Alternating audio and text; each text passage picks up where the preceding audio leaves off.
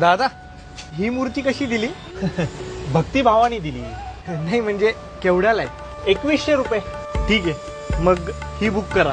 हो करतो लगेच. अब्बू, अम्मी ने आपके लिए खाना भेजा है. हा